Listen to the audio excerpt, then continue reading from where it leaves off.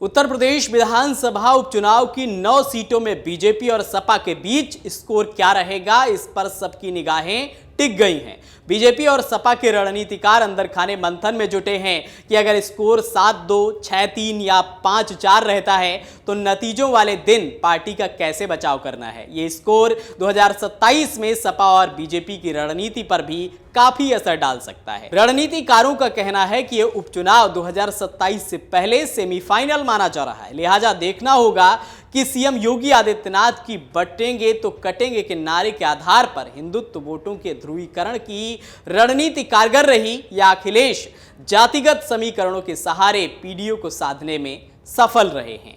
उत्तर प्रदेश की 9 विधानसभा सीटों पर उपचुनाव के लिए मतदान बुधवार को छिटपुट घटनाओं के साथ संपन्न हो गया है। हालांकि समाजवादी पार्टी के मुखिया अखिलेश यादव और बीजेपी के बीच मतदान वाले दिन जमकर आरोप प्रत्यारोप का दौर भी चला।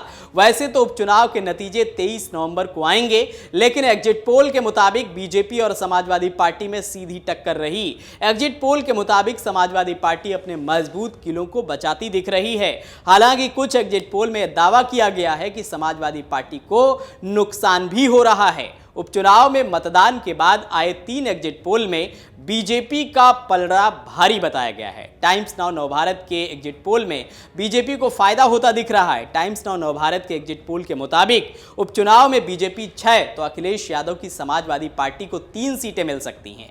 एग्जिट पोल के मुताबिक गाजियाबाद में बीजेपी, फूलपुर में बीजेपी, खैर में बीजेपी, मीरापुर में आरएलडी, कटहरी में बीजेपी जीत सकती है। वहीं सपा के खाते में करहल, सीसामऊ और मझवा सीट जा सकती है। इतना ही नहीं, एक न्यूज चैनल के एग्जिट पोल में बीजेपी को 5 सीट तो समाजवादी पार्टी को 4 सीट मिलने का अनुमान जताया गया है। मैट्रिज के एग्जिट पोल के अनुसार बीजेपी के खाते में 7 तो समाजवादी पार्टी को 2 सीटें दिखाई दे रही हैं।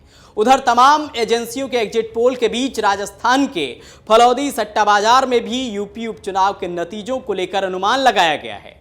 फलौदी सट्टा बाजार के मुताबिक उपचुनाव में बीजेपी 5 सीट जीत सकती है, जबकि समाजवादी पार्टी को 4 सीटें मिल सकती हैं। एग्जिट पोल और फलौदी सट्टा बाजार के मुताबिक वैसे तो मुकाबला बहुत कांटे का है, लेकिन समाजवादी पार्टी अपने मजबूत किलों को बचाती हुई नजर आ रही है। मैनपुरी की करहल सीट पर अखिलेश के भतीजे तेज प्रताप यादव जीत सकते हैं। वहीं अगर कानपुर की सीसामऊ सीट की बात करें तो पिछले 31 साल से सोलंकी परिवार का यहां पर कब्जा है। इस बार भी ये कायम रह सकता है। इस सीट पर पूर्व विधायक इरफान सोलंकी को सजा मिलने के बाद हुए उपचुनाव में सपा की तरफ से उनकी पत्नी नसीम सोलंकी मैदान में हैं। इसी तरह से मुस्लिम बाहुल्य मुरादाबाद की कुनरकी सीट पर भी समाजवादी पार्टी की साइकिल दौड़ती हुई नजर आ रही है। मुजफ्फरनगर की मीरापुर और प्रयागराज की फूलपुर सीट पर कांटे की लड़ाई देखी जा रही है। अंबेडकर नगर की कटहरी सीट पर भी परिणाम चौंकाने वाले हो सकते हैं। यहां भी मुकाबला सपा और बीजेपी के बीच का ही है। वहीं अगर मतदान प्रतिशत की बात करें तो यूपी की मझवा सीट पर शाम 5 बजे तक 50.41% मतदान हुआ।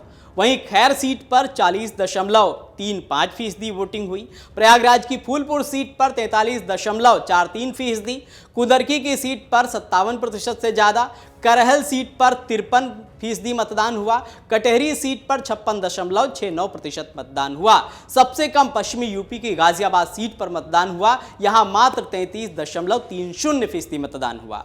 कानपुर की सीसामऊ सीट पर 49.03% मतदान हुआ है। तो तमाम एग्जिट पोल जो अनुमान लगा रहे हैं उनमें बीजेपी को सपा से 1 से 2 सीटें ज्यादा दे रहे हैं, लेकिन बसपा का खाता इस उपचुनाव में भी खुलता नहीं दिखाई दे रहा है। ना तो पिछले लोकसभा चुनाव में उनका खाता खुला और पूरी ताकत बसपा ने इस उपचुनाव में झोंकी, लेकिन एक भी सीट एग्जिट पोल में बीएसपी के लिए नहीं दिखाई जा रही है। अगर आप ये वीडियो YouTube पर देख रहे हैं तो हमारे चैनल को सब्सक्राइब कर बेल आइकन दबाएं, और Facebook पर देख रहे हैं तो हमारे पेज को लाइक करें।